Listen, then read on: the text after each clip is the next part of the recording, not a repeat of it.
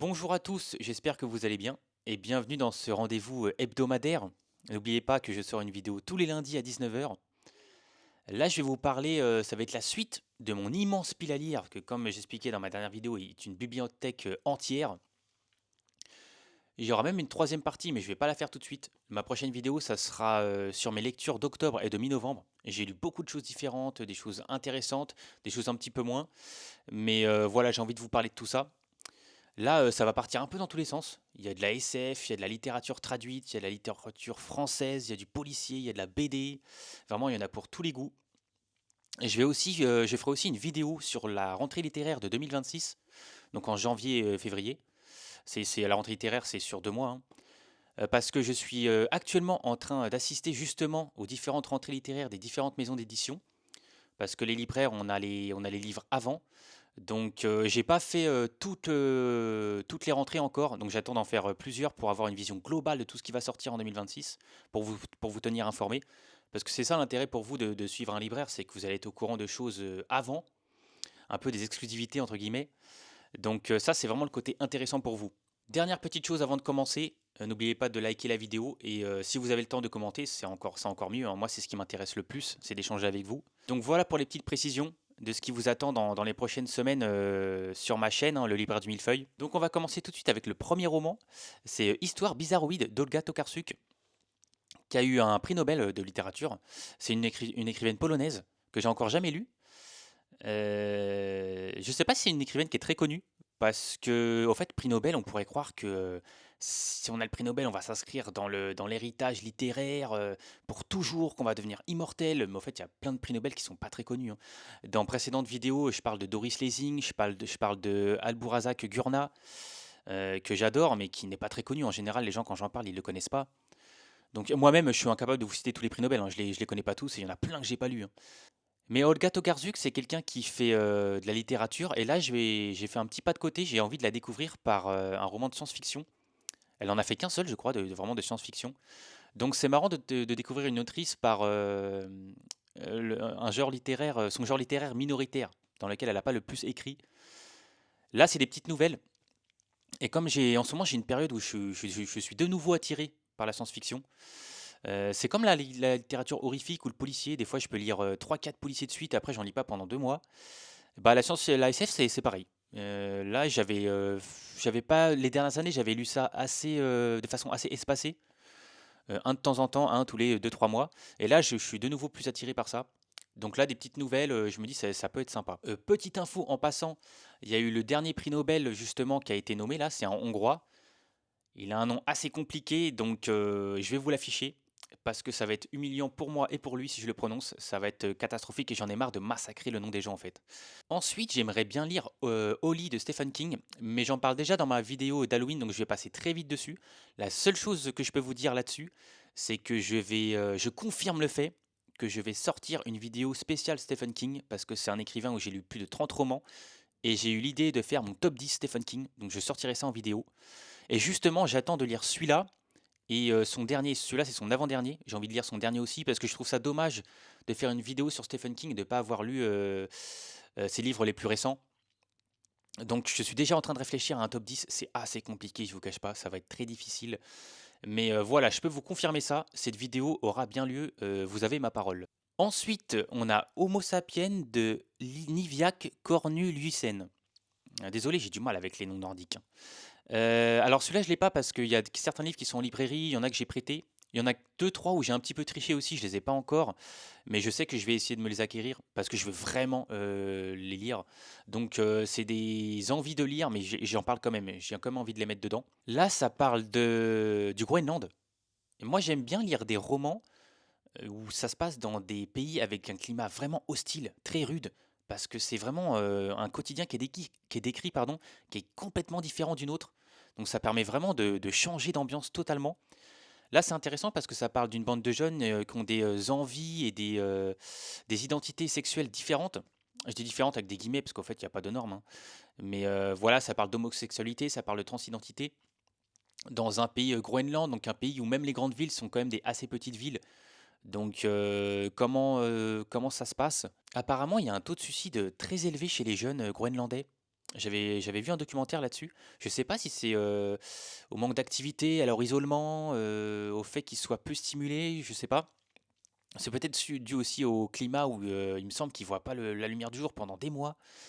Ça doit vraiment être spécial d'être jeune au Groenland, hein. Ça doit vraiment être quelque chose de vraiment complètement différent. Et apparemment, voilà, il y a quand même une grande détresse chez les jeunes là-bas. Mais voilà. Donc là, ça parle de ça dans cette ambiance-là. Je pense que ça peut être très intéressant. Et c'est vrai que le Groenland, c'est un pays qui m'intéresse beaucoup parce que c'est tellement, c'est pas si loin, mais c'est tellement opposé à notre mode de vie. Donc, ouais, ça peut être intéressant. Ensuite, pareil, celui-là, je l'ai pas. Ça s'appelle Je brûle Paris de Bruno Jazienski. C'est une amie qui me l'a recommandé. C'est une amie qui m'a recommandé beaucoup de bonnes lectures, mais aussi des lectures complètement loufoques qui partent dans tous les sens, un peu dingues. Et des fois, c'est un peu inaccessible. Et là, j'ai l'impression que c'est le cas. Je vous lis même pas la synopsis, parce que rien que la synopsis déjà fait 50 lignes, et rien que la synopsis, ça part dans tous les sens. Donc ça a l'air d'être un roman assez dantesque. Je vous avoue qu'il me fait un peu peur celui-là. Je sais pas si je vais le lire, je réfléchis. C'est bien aussi parce que là, de faire la mise au point sur ma pile à lire, parce que je vais peut-être faire le tri. Celui-là, je sais pas trop. Je vous avoue que j'hésite. Je sais pas si vous l'avez lu. Je crois que c'est assez peu connu. Donc lui, ouais, ça a l'air complètement dingue. Faut voir, hein. Ensuite, le suivant, je le laisse. Ça s'appelle Journal d'une femme adultère de Kurt Lévian, qui est un immense pavé, hein. Ça fait plus de 900 pages. Donc c'est assez énorme. C'est l'histoire de deux amis d'enfance qui vont se retrouver, qui sont un petit peu perdus de vue, qui vont se retrouver à une réunion d'anciens élèves, je crois, quelque chose comme ça. Et ils vont tomber amoureux de la même femme, qui elle-même est mariée. Donc là, ça promet une sacrée ambiance. Et moi, j'aime bien les histoires d'amour comme ça, un peu torturées, parce que les émotions des personnages sont exacerbées. C'est vraiment des personnages qui vont être poussés à leur paroxysme, où ils vont révéler leur vraie nature. Et c'est sympa aussi de le faire à travers une histoire d'amour qui quitte un peu le conformisme comme ça, parce que ça nous permet de réfléchir sur qu'est-ce qui est bien, qu'est-ce qui est mal. En général, c'est des bouquins qui nous font pas mal gamberger. Ensuite, on a L'Ascension du Haut Mal de David B. Moi, j'ai pas le nom de famille, il faudrait que j'essaie de le trouver. Les dessins déjà ont l'air vraiment sympas. Et ça raconte l'histoire, au fait, le haut mal, pardon, c'est le nom de l'épilepsie. On donnait ce nom-là au syndrome de l'épilepsie au Moyen Âge. Et moi, j'aime bien voir aussi comment est traité, par exemple, une maladie ou un métier ou un état d'esprit dans une autre époque, parce que ça nous permet d'avoir du recul sur notre propre époque. En fait, ça nous donne accès à une certaine humilité. Parce que là, forcément, c'est des gens, donc ça parle de l'épilepsie, ils savent pas comment la guérir. Donc c'est un petit garçon qui est victime de crise d'épilepsie. Et ses parents vont faire appel à plein de gens différents, à des médecins plus ou moins crédibles, à des vaudous, à la religion, enfin à plein de choses. Et du coup, nous, on a ce côté contemporain, on peut un peu les prendre de haut, en mode, bah, c'est bizarre la façon dont ils réagissent, c'est juste de l'épilepsie. Mais ils le savent pas à l'époque. Et c'est intéressant parce que bah, nous-mêmes, dans 30, 40, 50 ans, peut-être qu'il y a des gens qui liront des choses, par exemple, sur le Covid, et qui vont trouver ça complètement fou, la façon dont on a réagi, comment on a paniqué, tout ça. Donc, des fois, faut être modeste, faut être humble. Et c'est pour ça que j'aime bien découvrir comme ça comment certaines choses étaient traitées dans un autre temps, quand c'était encore un peu inconnu. Par exemple, dans Le Hussard sur le toit, ça parle du choléra. On ne sait pas du tout comment ça se transmet, donc il y a plein de théories différentes qui nous semblent loufoques, mais dans la panique, c'est pas si loufoque que ça. Donc il y a plein de pistes comme ça. J'aime bien ce côté un petit peu comment les gens paniquent quand il y a quelque chose de nouveau qui arrive ou quand quelque chose, on ne sait pas le traiter. Comment les humains réagissent. C'est intéressant. Donc ouais, à travers une BD, je pense que ça peut être sympa. Ensuite, on a L'Enquête de Juan José Saer aux éditions Le Tripode. Et j'aime bien, je dis deux mots sur l'édition Le Tripode parce que cette maison d'édition, déjà j'aime bien leur couverture. Et elle a le mérite de proposer des textes originaux et de signer des autrices et des auteurs qui nous emmènent un peu ailleurs, dans des choses qu'on n'a pas l'habitude de voir. Donc pour ça, je trouve que ça a quand même du mérite. Après, du coup, c'est des textes qui sont parfois un petit peu, qui me perdent un peu, mais il y en a d'autres aussi de très bons. Donc c'est quand même une maison d'édition pour laquelle j'ai une certaine admiration. Donc Juan José Saer, j'avais déjà lu L'Ancêtre, qui était vraiment intéressant, pardon, qui était un roman où il y avait pas mal de réflexions philosophiques. Ouais, c'était plutôt prenant, même si pareil, il y avait certains passages qui m'avaient un petit peu perdu. Mais j'ai l'impression que, je pense que c'est une coïncidence, mais la littérature d'Amérique du Sud, en général, c'est une littérature que j'apprécie, mais qui me perd souvent par moment. dans leurs romans. Donc bon, j'ai pas envie de faire un gros pâté comme ça en me disant la littérature d'Amérique du Sud. Je pense que c'est un hasard, mais en général, c'est cette écriture qui me déstabilise un petit peu comme ça. Donc c'est pas celle que j'ai le plus lu. J'ai le plus lu de la littérature européenne, africaine, d'Amérique du Nord. Mais ouais, pourquoi pas? Pourquoi pas réessayer le Juan José Saer? Et en plus là, c'est dans du policier. C'est vraiment classé dans du policier. Donc l'enquête, ça s'appelle. Je vous lis la synopsis parce qu'elle est courte. Pigeon Garay, personnage familier de l'œuvre de Juan José Saer, revient en Argentine après une longue absence. L'été touche à sa fin et la chaleur est accablante. Au cours d'un dîner avec des amis, il raconte l'histoire d'un tueur en série qui, à Paris, plus précisément dans le 11e arrondissement, s'applique à assassiner des petites vieilles sans que la police ne parvienne à recueillir sur lui le moindre indice. Son récit son récit est interrompu par la découverte d'un énigmatique manuscrit qui aboutit à un voyage en barque sur un fleuve sans rive. Donc là, on part dans tous les sens, hein. C'est marrant parce que c'est un Argentin, mais ça se passe à Paris. Et puis il y a un événement soudain pendant qu'il raconte l'histoire. Franchement, ça peut être intéressant, ça. C'est quelque chose qui me plaît bien, mais justement, il y a ce côté, est-ce que ça va pas me perdre à certains moments? Mais je suis prêt à retenter l'aventure avec cet auteur. Donc, ouais, je vais y aller. Ensuite, on a L'erreur de Suzy Fox, qui est un policier aussi. Alors là, c'est intéressant parce que c'est beaucoup plus psychologique. C'est l'histoire d'une mère de famille qui va accoucher. Une suite à son accouchement, on lui prend tout de suite le bébé. Je suppose que c'est pour des soins ou quelque chose comme ça, je sais plus.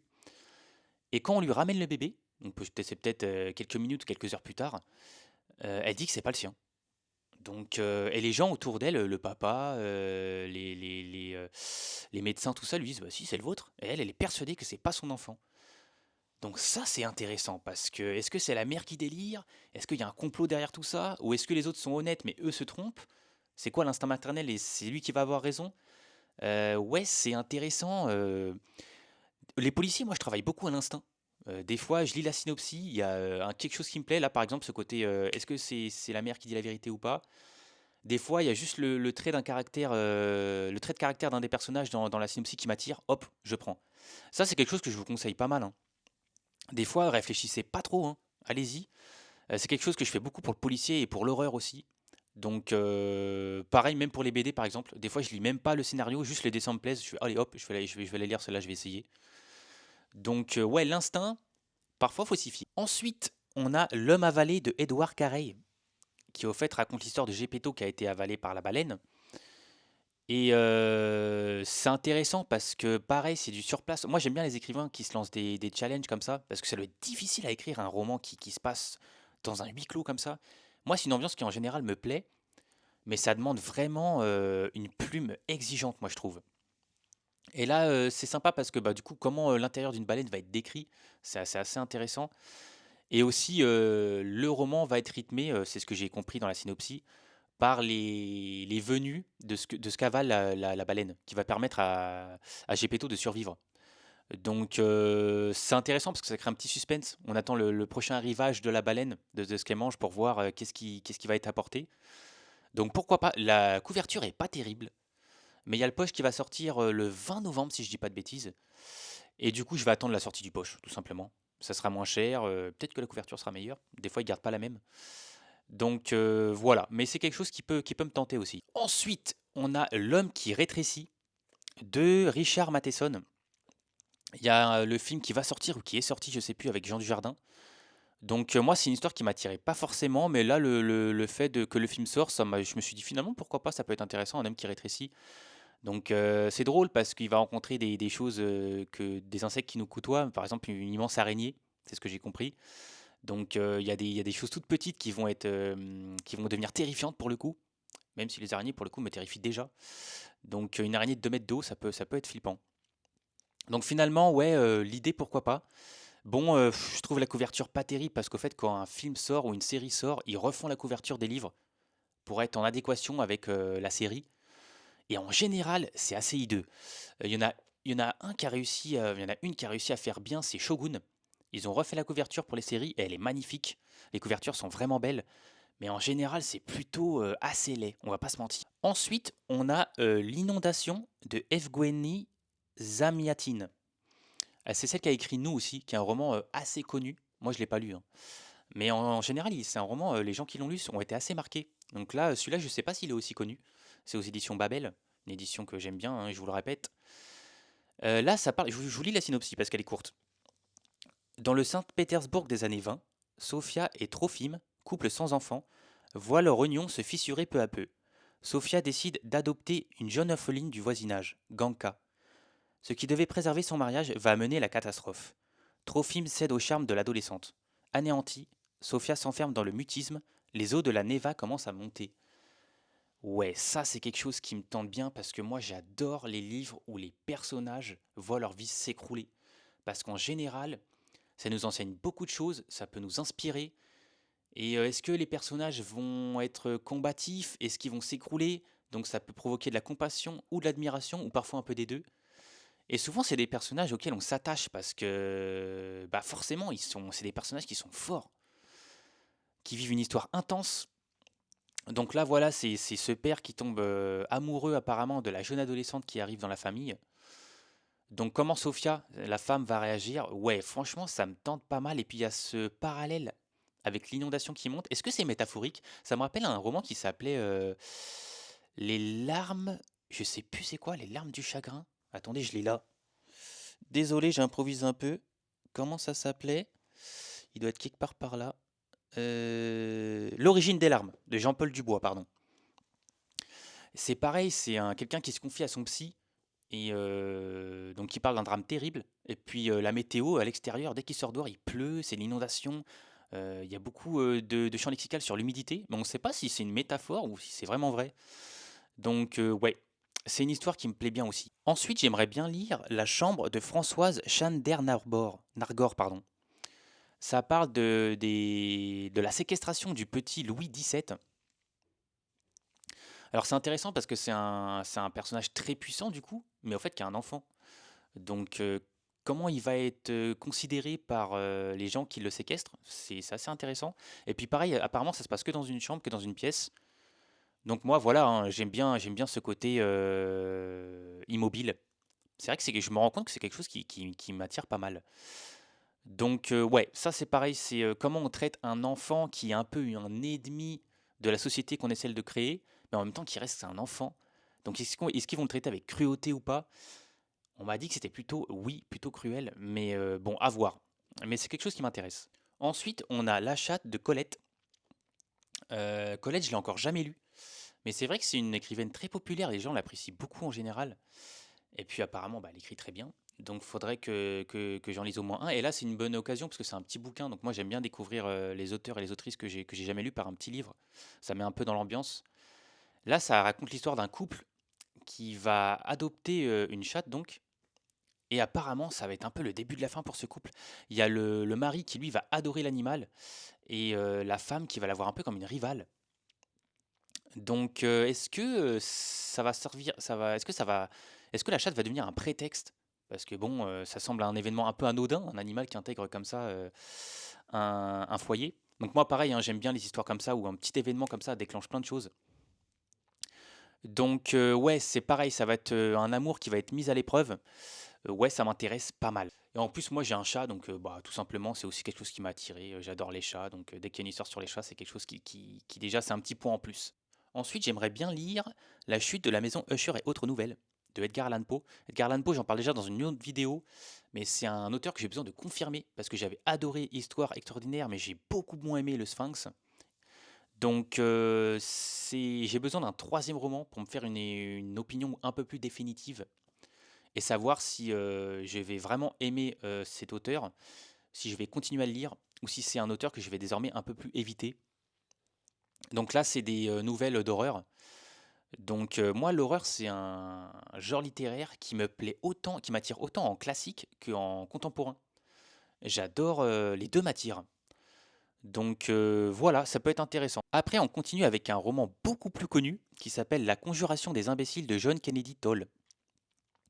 John Kennedy Toole, d'ailleurs, il a écrit que ce roman, et après, on en a retrouvé un autre, un manuscrit qu'il avait écrit quand il a 16 ans, et lui aussi a été publié, donc il y a deux livres.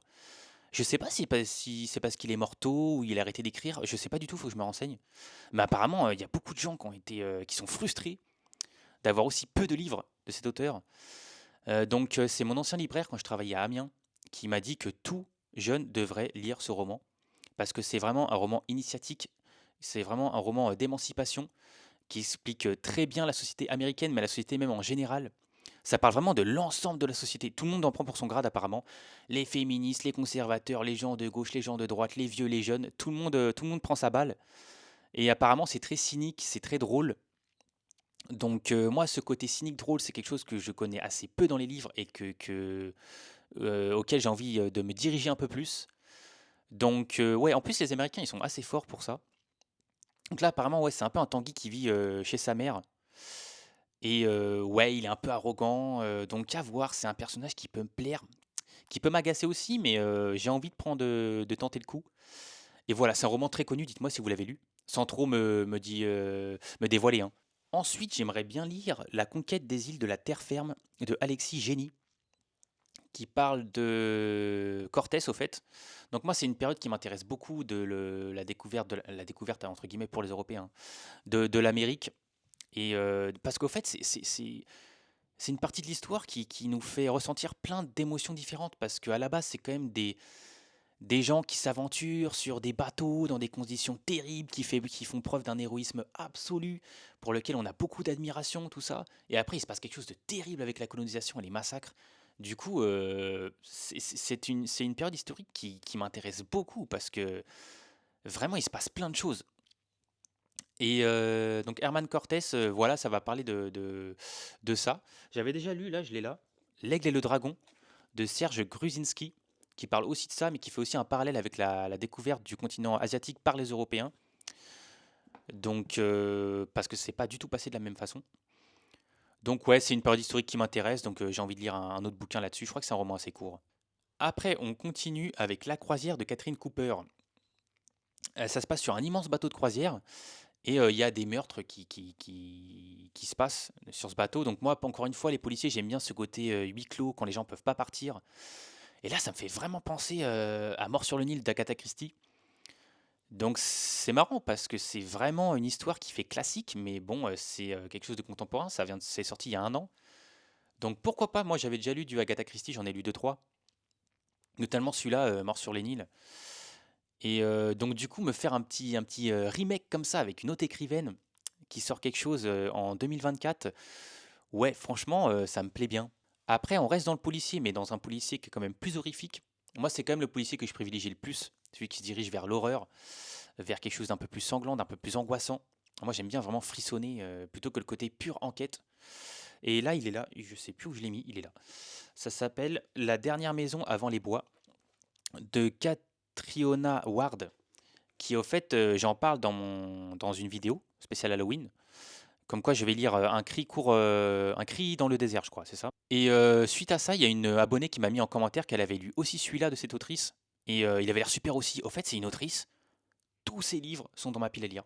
Tous. Mais je l'ai encore jamais lu.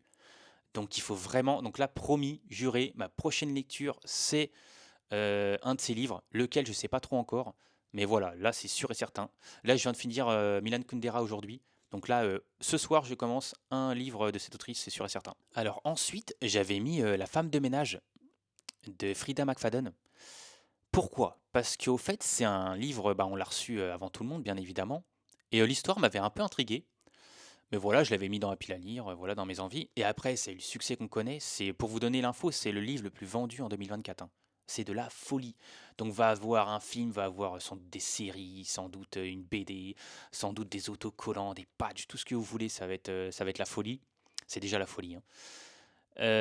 Donc je l'avais quand même noté parce que l'intrigue me semblait intéressant, mais du coup on me l'a en grande partie raconté. Et ce qui est bizarre, c'est que c'est un livre qui plaît énormément, puisque tout le monde l'a lu, mais en même temps les retours que j'ai sont plutôt péjoratifs, sont plutôt plus que mitigés. Donc soit c'est mon entourage, et c'est un peu une coïncidence qui n'a pas aimé, soit finalement c'est juste la pub qui est autour qui a très bien marché, un peu ce phénomène TikTok, un peu ce phénomène réseaux sociaux, et au fait c'est pas si bien que ça, je sais pas trop, mais il y a beaucoup de gens qui m'ont dit on met du temps il se passe pas grand chose pendant longtemps, et juste un petit suspense final qui fait qu'on a envie de lire le deuxième, donc ça c'est là où ce côté où c'est réussi, mais ouais je sais pas trop, Et surtout, elle a sorti tellement de choses. Elle a sorti, il y a 4 tomes de La femme de ménage, elle a sorti La psy, La prof, là elle a sorti Le boyfriend. Et sa maison d'édition m'avait communiqué qu'elle a signé pour 10 romans en fait. Donc on n'a pas fini avec Frida McFadden. Mais là, il y a quand même une question qui se pose. Donc là, je suis pas sûr de ce que je dis. C'est juste quelque chose qui circule un petit peu.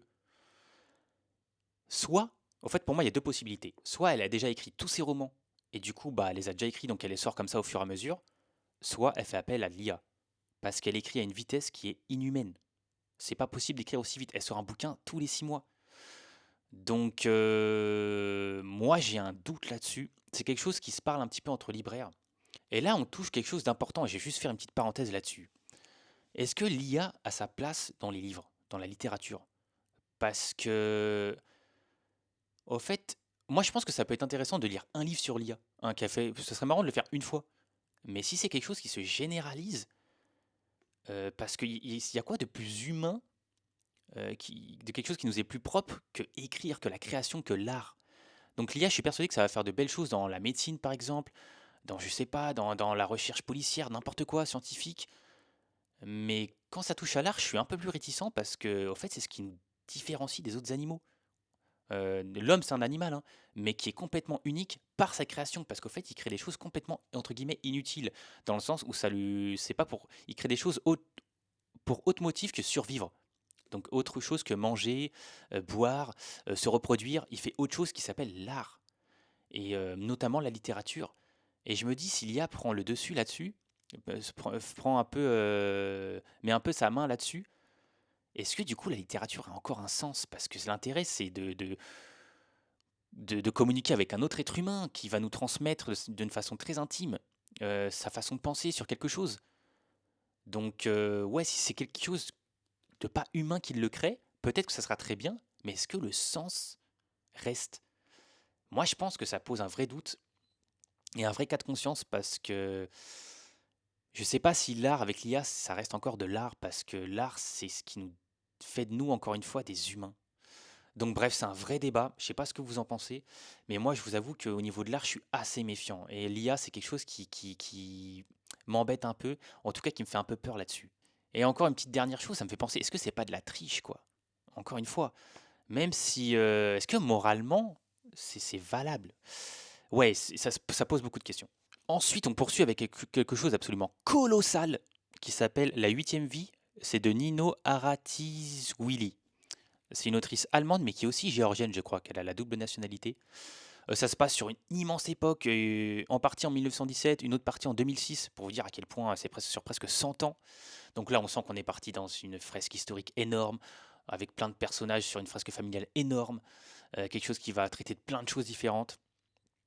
Et moi, c'est vrai que j'aime bien les gros pavés. En fait, je sais pas si... En fait, j'aime bien lire des petits livres, mais j'ai l'impression qu'ils me marquent moins. Je sais pas si je pourrais vous citer des petits livres qui m'ont énormément marqué. Ah si, quand même, là, je pense à... Ouais, il y en a quelques-uns. Et je suis un peu mauvaise langue. Il y en a quelques-uns, en fait, il y a quand même des petits livres que j'ai énormément aimés, même qui comptent parmi mes préférés. Mais quand même, si vraiment on me forçait à choisir, je pense que je suis quand même plutôt l'équipe gros pavé.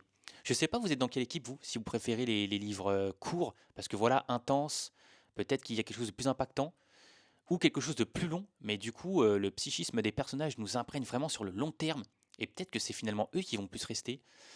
C'est un vrai débat, ça aussi, qu'on a souvent en librairie. Dites-moi ce que vous en pensez, si vous, de quelle équipe vous êtes.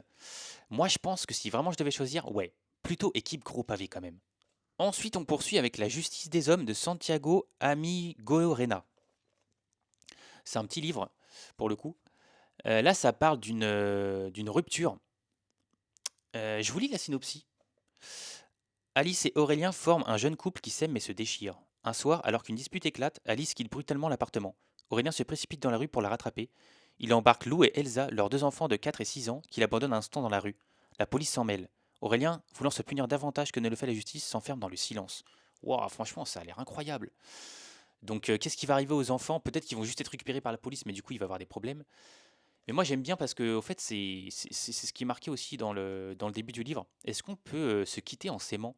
Bien sûr que la réponse est évidente. Pour moi, c'est oui. Et en fait, ça correspond vraiment à une envie passagère. Parce que c'est quelque chose. Je venais de me séparer à l'époque. Et du coup, ça parle d'une séparation un peu douloureuse. Et du coup, je l'avais pris pour ça.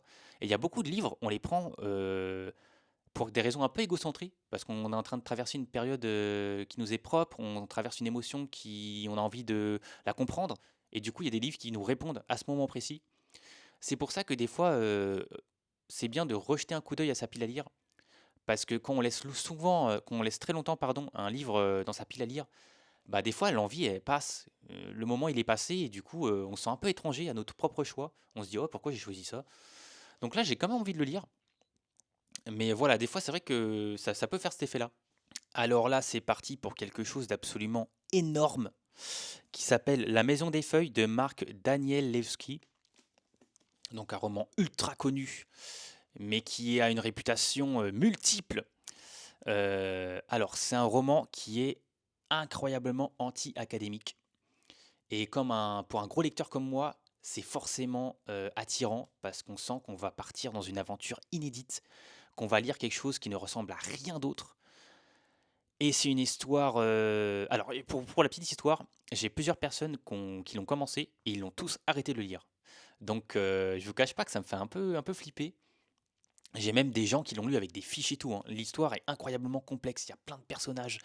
Le style est complètement fou. On part dans plein de directions.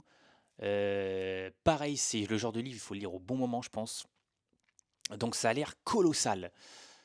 Mais moi, ça m'intrigue quand même. Moi, dans l'idée, j'ai eu cette idée-là, je ne sais pas si c'est la bonne. Dites-moi si vous l'avez lu, hein, parce que c'est quelque chose de connu, hein. J'ai l'idée de le lire, par exemple, pendant des vacances. Parce que je me dis, si je le lis, par exemple, dans une période où je travaille beaucoup, où je vais pas avoir le temps de lire tous les jours, par exemple, vu qu'il y a beaucoup de personnages, il faut vraiment s'accrocher. Peut-être que je vais très vite perdre le fil de l'histoire et du coup, bah, je vais le lâcher. Pareil, si je suis trop fatigué, si je m'endors au bout de 2 pages, enfin voilà, je pense que c'est vraiment un livre où il faut être, en pleine possession de ses moyens. Franchement, j'ai l'impression d'être un athlète, hein, mais ça me fait un peu cet effet-là, je pense qu'il faut être, préparé. Donc je pense bien l'idée de le lire en vacances, à une période où j'ai le temps, pardon, de lire beaucoup, tous les jours et surtout, d'être bien en forme, bien reposé. Donc ouais, c'est pareil, c'est un livre qui me fait vraiment flipper, mais qui m'attire tout autant. Ça me rappelle un petit peu, mais des fois on a des peurs qui sont parfois un peu superficielles, qui sont complètement inventées, parce que c'était le cas pour Marcel Proust. C'est un auteur qui me faisait vraiment peur. J'avais peur que ce soit trop compliqué, que ça me perde. Et au fait, j'ai adoré cette lecture et je me suis dit, j'aurais peut-être dû le lire avant. Donc il n'y a pas de raison. Il n'y a pas de raison. La Maison des Feuilles, et puis faut essayer. Si ça marche pas, tant pis. Mais moi, j'avoue que je peux pas m'empêcher. C'est une mauvaise méthode, hein. Faut vraiment éviter. Mais j'ai une immense attente de ce livre. Attention, parce qu'une immense attente, c'est le meilleur moyen d'être déçu. Mais là, je peux pas m'en empêcher. Donc voilà. Donc pareil, si vous l'avez lu, dites-moi, sans me dévoiler, hein. Franchement, sérieusement là, me divulgachez pas. Mais dites-moi ce que vous en avez pensé. Ensuite, on continue dans le très très fort. C'est La montagne dans la mer de Ray Nyler. Alors, La montagne dans la mer. Un mystère gît dans les hauts fonds de l'archipel de Condao. Pour les Vietnamiens des environs, ce sont des monstres assassins. Pour Dianima, multinationale spécialisée en bio-ingénierie et en intelligence artificielle, il s'agit d'une opportunité sans égale. Pour ceux qui ont la charge de percer ce mystère, c'est une révélation. Mais trois choses n'en font aucun doute. L'esprit de ces créatures n'a rien à voir avec le nôtre, leur corps est doué d'une totale capacité de camouflage et d'imitation, et il exige que nous partions. Pouah là là là là, là ça a l'air incroyable. Ce qui est intéressant, c'est que ça parle d'une sorte de légende. Vous voyez, les populations locales en ont peur. Donc ça fait un peu ce côté mythe, un peu légende, mais en même temps c'est très moderne, parce que ça parle d'IA, tout ça. Donc c'est vraiment un mythe 2.0. Et puis franchement, en lisant la synopsis, on se pose 1 milliard de questions. Donc ouais, non, franchement, ça, il faut absolument que je lise. Là, c'est vraiment, j'ai lu la synopsis, j'ai fait, ok, ça, je prends. Donc là, c'est tout droit, hein. Ensuite, on a La mort d'Ivan Ilitch de Léon Tolstoï. Moi, j'avais déjà lu Anna Karénine, qui est un immense pavé de 1000 pages, mais qui était bigrement intéressant. C'est super parce que j'ai rarement dans un livre autant intégré une époque. Avec la plume de Léon Tolstoï, j'étais dans l'époque, j'étais dans les dîners, j'étais dans les réunions, j'étais dans les débats. Ça explique très bien ce qui préoccupait les gens à l'époque. Avec ce côté, c'est marrant, mais j'ai pris ça, je trouvais ça un peu flatteur. Ils parlent tous français, au fait. Et la langue française, c'était vraiment que les gens, la langue que tout le monde voulait parler, qu'on était un peu dans la haute bourgeoisie. C'était vraiment la langue ultime. Donc c'est un peu flatteur quand même. Mais ouais, c'était très très bien écrit. Il y a des longueurs, mais comme dans tous les pavés russes, il y a toujours des longueurs de toute façon. Donc ça, c'est le prix à payer. Mais franchement, c'était super. Ça me fait penser, c'est marrant, il y a ce débat qui revient souvent aussi en librairie entre Léon Tolstoï et Dostoïevski. Parce que c'est un peu le Cristiano Ronaldo et Messi de la littérature. On adore les opposés. Et souvent, on pose la question, tu préfères lequel? Et on n'accepte pas la réponse, j'aime les deux. Il faut vraiment choisir. Donc, je sais pas de quelle équipe vous êtes. Moi, j'en ai lu qu'un seul de chaque. Donc, c'est une première idée, mais pour l'instant, j'ai préféré Léon Tolstoï. C'est pour ça que j'ai envie d'en lire un deuxième de lui. Donc, dites-moi si vous préférez Léon Tolstoï ou Dostoïevski. Mais ouais, c'est un débat que j'ai très souvent en librairie. Après, je m'étais aussi noté La Psy de Frida McFadden, du coup, parce que en fait, j'étais un peu revenu sur mon idée de départ de La femme de ménage et je me suis dit, ouais, c'est quand même beau. Il y avait 4 tomes qui étaient sortis. Enfin, à l'époque, c'était 3 tomes déjà, je crois. Et je me suis dit, bon, je vais peut-être la découvrir plutôt avec un one-shot. En plus, l'intrigue m'attirait le plus. Donc, en fait, avec le recul, c'est vraiment l'intrigue qui m'intéresse le plus, La Psy.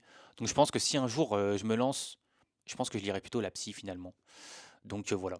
Ensuite, on a La Ronde de nuit de Bora Chung. Pareil, c'est des petites nouvelles de science-fiction. Et bah, je me dis, voilà, j'ai envie de réintégrer la science-fiction, donc le faire par des petits récits courts comme ça, qui vont peut-être que ça va causer un petit côté addictif comme ça. Je pense que c'est une bonne idée pour se remettre dans un genre littéraire. Commencer par des choses un peu multiples comme ça qu'on va enchaîner avec des romans, avec des histoires courtes.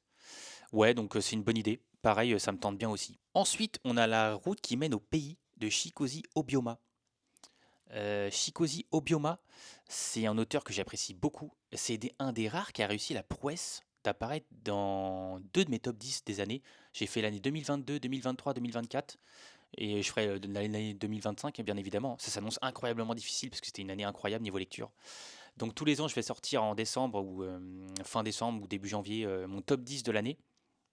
Et Chikosi Obioma apparaît dans deux des top 10 de mes années précédentes. Donc il fait partie, je crois qu'il y a Gouzel Yakina qui arrive aussi à faire la performance, elle est juste là. Donc en fait, ça fait partie des auteurs et autrices que dès qu'ils sortent un livre, je les lis. Je sais pas si vous en avez vous aussi, des auteurs où vous posez même pas la question, vous regardez même pas la synopsis. Vous dites, bah lui je l'adore, donc de toute façon à chaque fois qu'il sort quelque chose, je le lis. C'est le cas par exemple avec Amélie Nothomb. Il y a des gens, ils rentrent en librairie, ils font le dernier Amélie Nothomb, ça parle de quoi? Non, non, mais je m'en fiche. Pourquoi je le prends?